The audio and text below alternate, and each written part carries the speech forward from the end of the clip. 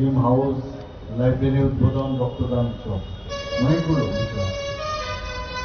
সেই উৎসবে আজকে এখানে মঞ্চে এবং নিচে যারা উপস্থিত আছেন, যাদের নাম আমি নিলাম এবং যাদের নাম নিলাম না, সবাইকে আমি হার্দিক অভিনন্দন ও শুভেচ্ছা জানাচ্ছি।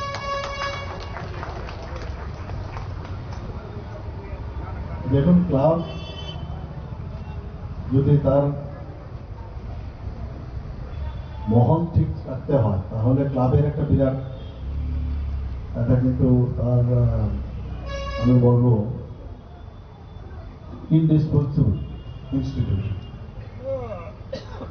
আগে একটা সময় ছিল, যদি আমরা পুরনো ইতিহাস ঘাঁটি, এবং এক একটা ক্লাবের থেকে দেশকে স্বাধীন করার জন্য কিন্তু তখন ক্লাব হতো। ইভেন পূজার মাধ্যমে, যে গণেশ পূজার ইতিহাসও যদি আমরা শুনি মহারাষ্ট্র, সেখান থেকেও এই গণপতি বাবার পুজোর মাধ্যমে কিন্তু দেশকে স্বাধীন করার জন্য কিন্তু আহ্বান রাখা হয়েছিল। ক্লাব মানে clubbing of the people of that particular area or other area, সবাইকে ক্লাব করে, একসাথে করে। অনেকে আমরা বুঝি, অনেকে বুঝি না, না বুঝারও ভান করি যে ক্লাবে এসে আমার কি লাভ, কিন্তু পরোক্ষভাবে কিন্তু সবার লাভ। যারা ক্লাবের সাথে যুক্ত থাকবে তার মধ্যে যে এটা কিন্তু কনফিডেন্স অনেকটা বেশি বাড়ে। কনফিডেন্স এই কারণে বাড়ে যে আমি মানুষের জন্য কাজ করছি, আমার কোনো রকম সমস্যা যদি হয়, তো এই এলাকার মধ্যে যেহেতু আমি কাজ করি, আমার সম্পর্কে আমার যে প্রতিভা বা আমার যে মানসিকতা, সেটা এই ক্লাবের মাধ্যমে এই এলাকার সব মানুষ জানে। তো কোনো ভুল ভ্রান্তি যাই হোক, সেটা কিন্তু ওই যে বরস পাথর দিয়েই কিন্তু সমস্ত এলাকার মানুষ ওই ব্যক্তিকে কিন্তু দেখে। কাজে এটা একটা প্ল্যাটফর্ম। এই প্ল্যাটফর্মের মাধ্যমে সে বয়স যতই হোক, বয়স কম হলেও, আজকে আমি দেখছিলাম এখানে যখন কাউকে সম্বর্ধনা দিচ্ছিল, কত কষ্ট করে উপরে এসে উনি দিচ্ছেন, অর্থাৎ ওনাকে সমাজে সেই মূল্যায়ন আছে বলেই ওনাকে স্টেজে আনা হয়েছে। উনিও চেষ্টা করে এসছেন, নিজেকেও মানে নিজের মধ্যে একটা ফিল গুডের ভাবনা এসছে, যাকে দিয়েছেন সেও খুশি হয়েছে। এর মধ্যে আমাদের যে কোনো ক্লাব এখন যুব সমাজের আশাটা খুব প্রয়োজন। এখনো আমরা দেখি যে, কারণ ওই যে সমস্যাটা হয়েছে, আগে তো 3-4 ভাই মিনিমাম থাকতো, এখন তো ফ্যামিলির মধ্যে থাকেই সবেদন নীলমণি একজন চলে যায় বাইরে, আর বাইরে পড়াশোনার সাথে সাথে আবার খবর নেই যে ক্যাম্পাস হয়ে তার চাকরি হয়েছে কিনা। আসবে কোথায়? আগরতলায় তো আর আসার সুযোগ নেই। তো এখনো যেখানে যায়, যারা আগে কাজ করেছিল ওইসব ব্যক্তিরা এখনো আছে, ধরে রেখেছে। আমি জানি না আগামী দিন কি হবে। যার যার কেরিয়ার তৈরি করতে গিয়ে, এটা শুধু আপনাদের জন্য না, এটা আমার জন্য, সবার জন্যই কিন্তু এটা আজকে এই বার্তাটা কিন্তু সবার জন্য, স্পেসিফিক কারোর জন্য না। এটা চিন্তার বিষয়। কিন্তু যখন যেখানেই থাকবে, আমরা অনেক সময় দেখি যে আমাদের নিজেদেরকে নিয়ে এত ব্যস্ত থাকি যে আমার মা বাবা এত পরিশ্রম করে আমাকে পড়াশোনা করিয়েছে, শিখিয়েছে, আজকে স্কুলে যাওয়ার থেকে আরম্ভ করে খেলাধুলার মাঠেই হোক, সব জায়গায়। কিন্তু বড় হয়ে যাওয়ার পর আবার আরেকটা যে চিন্তা ভাবনা, সেটা কিন্তু অনেকটা, আমার মনে হয় এখন প্রায় 30% যদি আমি ধরি, 70% কিন্তু একদম এই চিন্তাধারার মানুষ, 30% এখনো আছে। আমি এটা নিয়ে খুব মাঝে মাঝে ভাবি যে আগামী দিন কি হবে। পড়াশোনা তো করতেই হবে, পড়াশোনা না করে তো উপায় নেই। এখানে আজকে এই যে কালচারাল ইভেন্ট এখানে রাখা হয়েছে 18 জানুয়ারি থেকে 26শে জানুয়ারি পর্যন্ত বিভিন্ন কার্যক্রম, এবং এই সংস্কৃতি আমাদের ধরে রাখতে হবে। এখনো যারা ক্লাস অ্যাটলিস্ট যারা ক্লাস 12 অব্দি তো ত্রিপুরাতেই থাকবে, বাইরে যাওয়ার সব অনেক অবশ্য এখন তো আগরতলাতেও পড়াশোনার সুযোগ হয়ে গেছে, মেডিকেল কলেজ, ডেন্টাল কলেজ, মানে বিএসসি নার্সিং কলেজ, এতগুলো বিশ্ববিদ্যালয় চলে এসছে এখানে, এএনএম, জিএনএম, এনএলইউ, আপনার ন্যাশনাল ফরেন্সিক ইউনিভার্সিটি। একটা সুবিধা হয়েছে, এগুলোর জন্য আগে বাইরে যেত, তো এই বয়স এখন কিন্তু ত্রিপুরাতেই ছেলেগুলো মেয়েগুলো থাকবে, তো তাদেরকে ধরে রাখতে হবে আমাদের। যেহেতু বাইরে যাওয়ার এখন অনেকটা সুযোগ কিন্তু কমেছে, বা এটাকে আমি সুযোগ বলবো না, সমস্যাও বলবো, কারণ বাইরে যাওয়া একটা ফ্যামিলির জন্য যে কত বার্ডেন, এটা আমরা বুঝি ভালো করে, আর্থিক দিক দিয়ে হোক বা সিকিউরিটির দিক দিয়ে হোক। যেটা আমাদের ত্রিপুরাতে এখন আমরা যেভাবে কাজ করছি, যে সুযোগ সুবিধা আমরা ব্যবস্থা করছি, সেই সুযোগ সুবিধা যেহেতু এখানে আছে, তাহলে সমাজের মধ্যেও তারা কিন্তু যদি কলেজ বা স্কুল এসব সেরেও যদি আরো এইসব ক্লাব বা সমাজ সংস্থার সাথে যুক্ত করা যায়, তাহলে আরো বেশি আমাদের সমাজের উপকার হবে। আরেকটা বিষয় আমি যেটাই গত কয়েক বছর ধরে আমাদের সরকার আসার পর আমি যেটা দেখলাম, মহিলারা কিন্তু এখন প্রচুর পরিমাণে ক্লাবের সাথে যুক্ত। 50% পপুলেশনের মহিলা। আগে তো নিজের ফ্যামিলির কি বলতে ক্লাবে যাবে না, ক্লাব করবে তো পুরুষ মানুষরা করবে। এখন তো অনেকগুলো ক্লাবে আমি দেখি মহিলা দিয়েই পুজো হয়, দুর্গা পূজা হয়, সরস্বতী পূজার এবার 23শে জানুয়ারি দুটো একসাথে হয়ে যাওয়াতে একটু সমস্যা হয়েছে।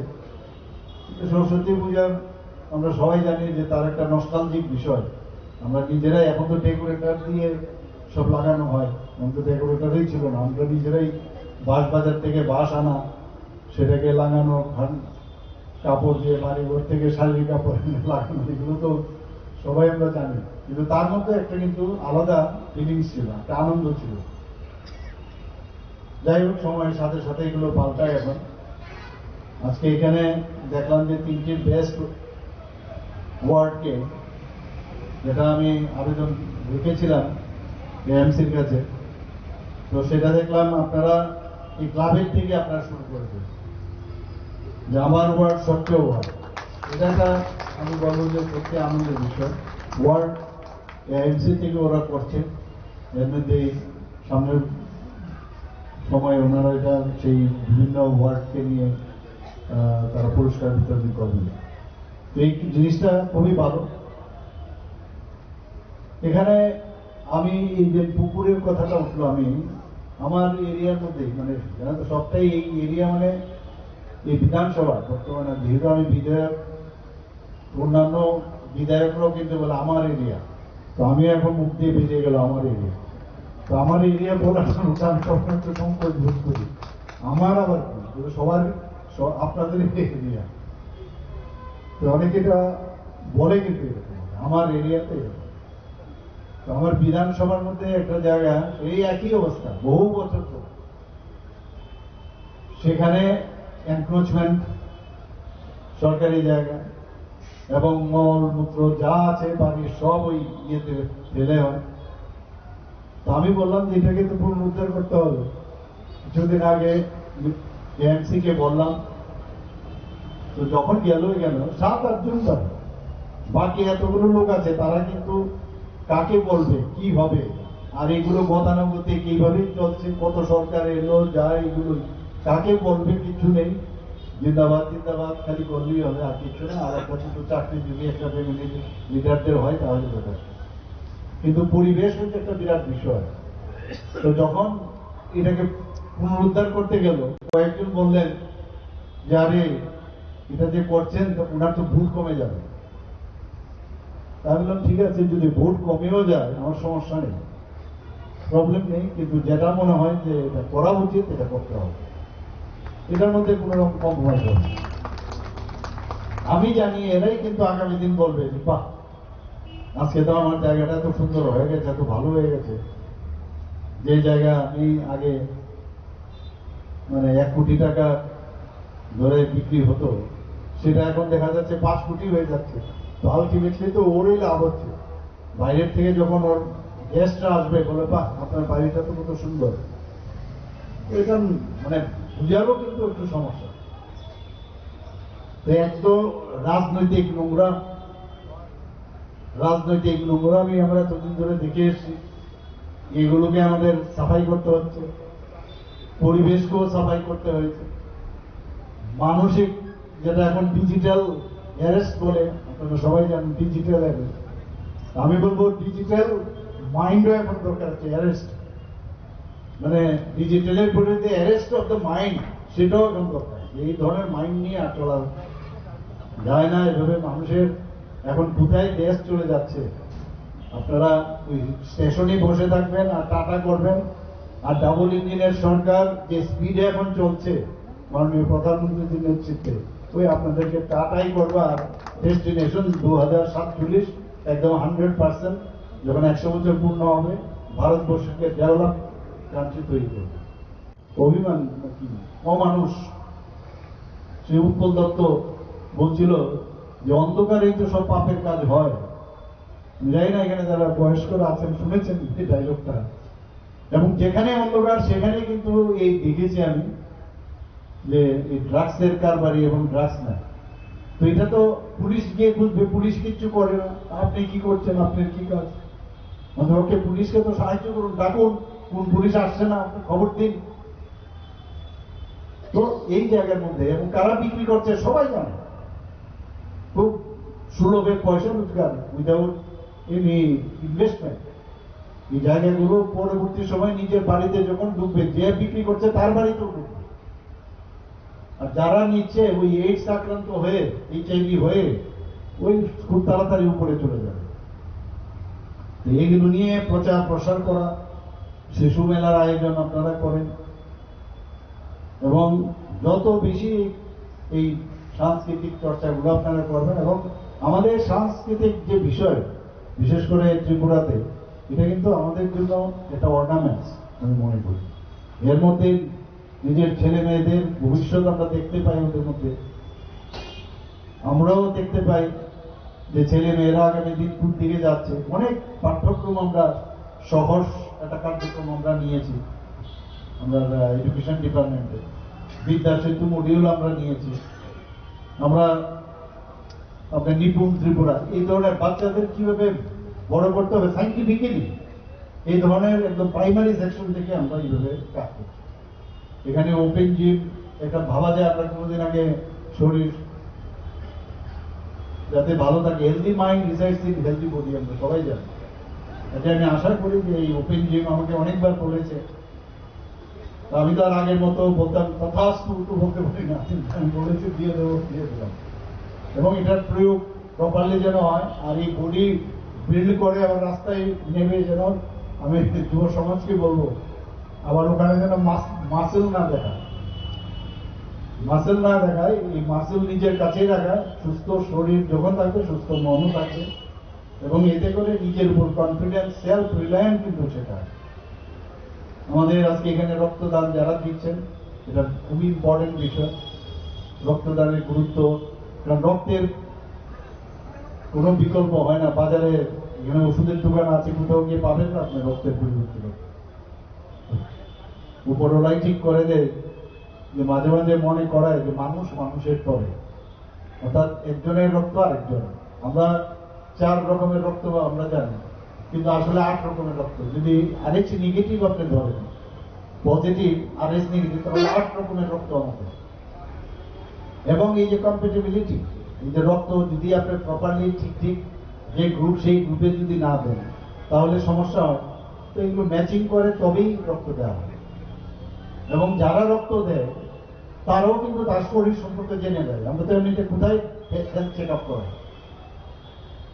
তো নন কমিউনিকেবল ডিজিজে আমরা অনেকটা, এর মধ্যে মুখ্যমন্ত্রীর নাম দিয়ে আমি একটা প্রকল্প শুরু করেছি 3 মাসে, 100% সাকসেসফুল। 65% মানুষ এই হৃদরোগে, ডায়াবেটিসে, বিভিন্ন যেসব নন কমিউনিকেবল ডিজিজে মারা যায়।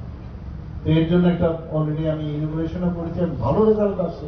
আগের থেকে যদি জানা যায় তাহলে তার ট্রিটমেন্ট, হাইপার টেনশন থেকে শুরু করে সব, তো সেটা আমরা স্বাস্থ্য ক্ষেত্রে আমরা অনেক কাজ করছি। তো এই রক্তদানের মাধ্যমে নিজের হেলথ সম্পর্কেও কিন্তু যখন স্ক্রিনিং করে সেটা আমরা জানি।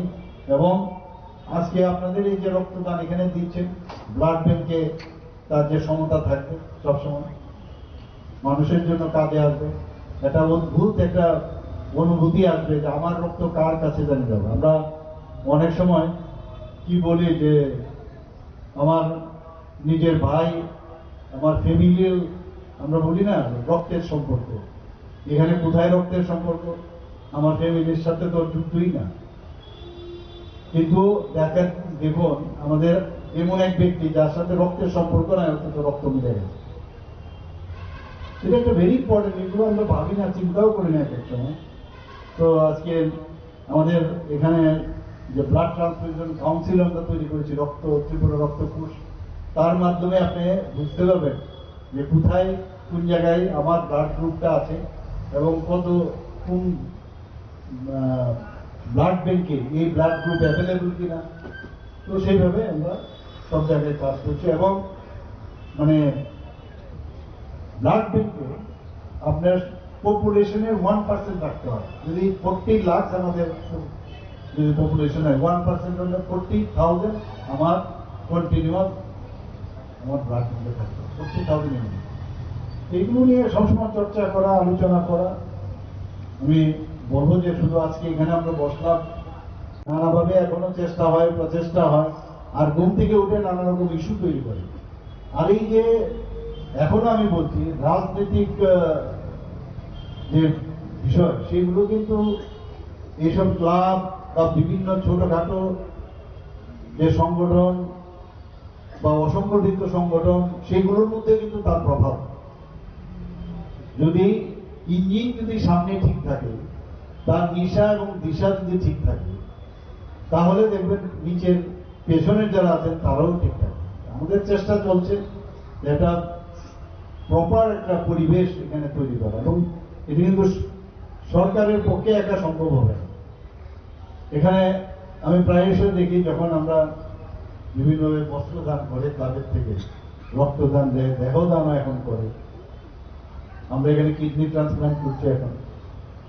কিন্তু আপনারা যখন এই সামাজিক সংস্থাগুলো এগুলো নিয়ে আসেন, তো এতে করে কিন্তু আলটিমেটলি কিন্তু সরকার, ধরুন 12 জনের আজকে আমরা মিনিস্টার, 12 জন মিনিস্টার করবেটা কি? যদি 42 লক্ষ লোক হেল্প না করবে, কোন অবস্থায় লাভ হবে না।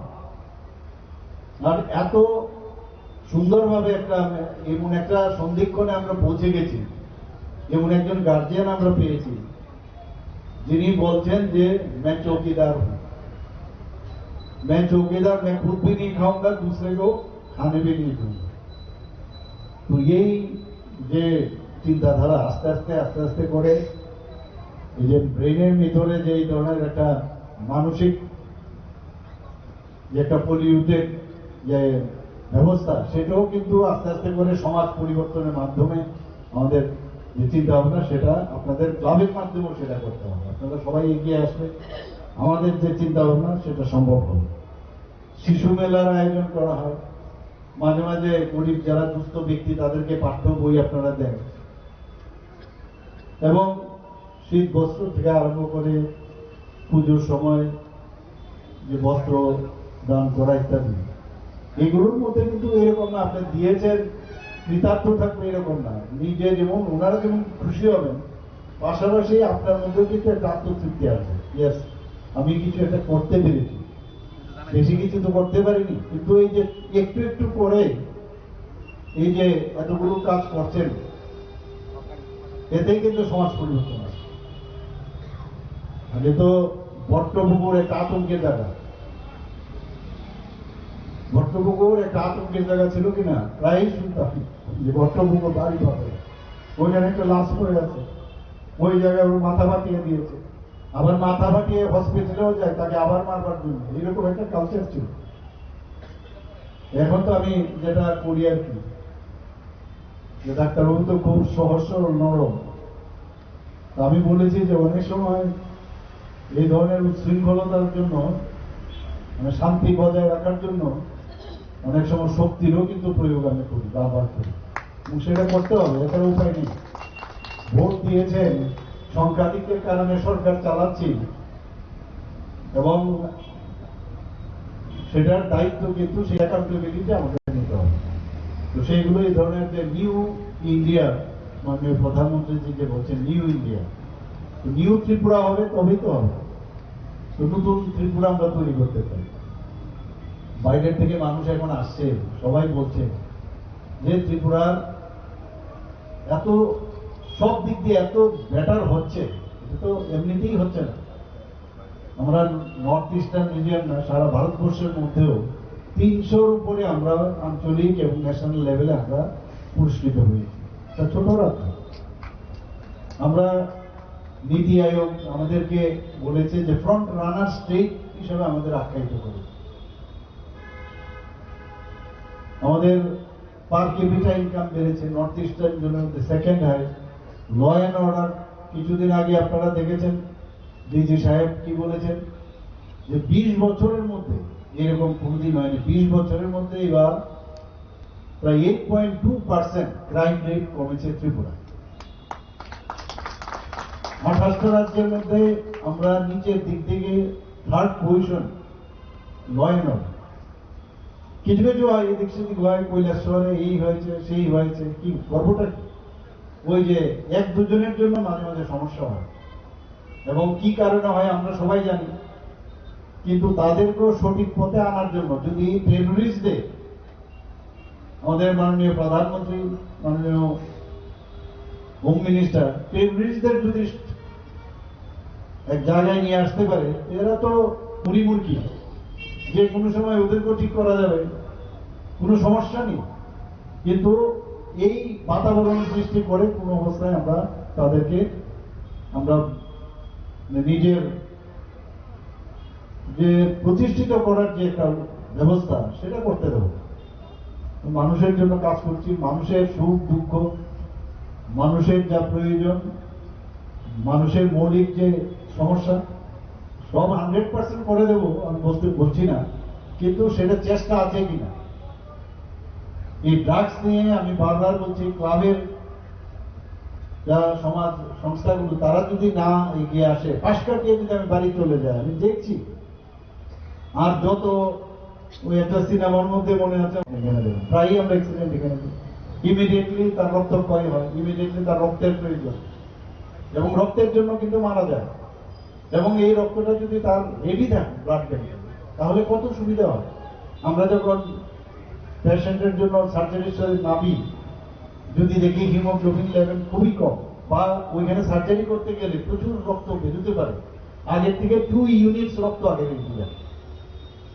তো এর জন্য রক্ত খুব ইম্পর্টেন্ট। এই ধরনের একটা আপনারা আজকে এখানে রেখেছেন, আজকে এই সুন্দর দিনে থ্যালাসেমিয়াতে রক্তের দরকার, ক্যান্সারে রক্তের দরকার, যখন আমাদের ডেলিভারি হয়, ডেলিভারির সময় সিজারিয়ান সেকশনে আমাদের রক্তের দরকার হয়। তো এগুলো আজকে আপনারা যে কাজটা করেছেন নিয়মিত, এগুলো আপনারা করছেন, করেন না যে তা না। আর লাইব্রেরিও শুনলাম, একটা লাইব্রেরি উদ্বোধন হচ্ছে আজকে। আমি সব জায়গায় বলি যে লাইব্রেরি এখন কিন্তু মানুষ আসতেই চায় না লাইব্রেরির মধ্যে। আগে একটা লাইব্রেরি, মানে বীরচন্দ্র লাইব্রেরি আমাদের মনে আছে, ভোরবেলা উঠে গিয়ে সেখানে লাইন দিতাম আমরা। লাইন দিতাম যে নতুন বই আজকে সানডে, এভরি সানডে মর্নিং এ নতুন বই আসবে বাইরের থেকে, সেইগুলো। আর এখন যেহেতু হাতের মুঠোই লাগবে, তারপরেও আমি বলবো, বিবেকানন্দজি একটা কথা বলেছেন, আমি সব জায়গায় কথাটা বলি, যে সারা পৃথিবী লাইব্রেরি যদি একসাথেও করে, নিজের ব্রেনের ভিতর যে লাইব্রেরি, তার সামনে কিছুই। অর্থাৎ নিজের ব্রেনের যদি এক্সপ্লোর করা যায়, যে আমার জানার জন্য everything is in you, inbuilt. এই যে চেষ্টা, যে নিজেকে জানা, নিজেকে মানে প্রকাশ করা, এবং একটা সম্পূর্ণ মানুষ হিসাবে নিজেকে মানুষের জন্য কাজ করা, সেটা খুবই ইম্পর্টেন্ট। আমরা কিন্তু এগুলো ভুলে যাই। আমি আজকে মডার্ন ক্লাবে আমাকে এখানে আসার জন্য নিমন্ত্রণ করেছেন, আমি এর জন্য ধন্যবাদ দেব সজল বাবুকে। সজলবাবু তো আমার পিছনেই পড়ে থাকেন, তুমি এইটা করতে হবে, আসতে হবে, আজকে এইটা করতে হবে, এখানে দিতে হবে। আমরা আরে আমার সারা ত্রিপুরা ঘুরতে হয়, দাঁড়াও যাবো আমি। তো এখানে যারাই উপস্থিত রয়েছেন সমস্ত সদস্যা এবং এলাকার সমস্ত গুণীজনেরা সবাইকে আমি হার্দিক অভিনন্দন শুভেচ্ছা জানিয়ে আমার কথা বলা শেষ করছি।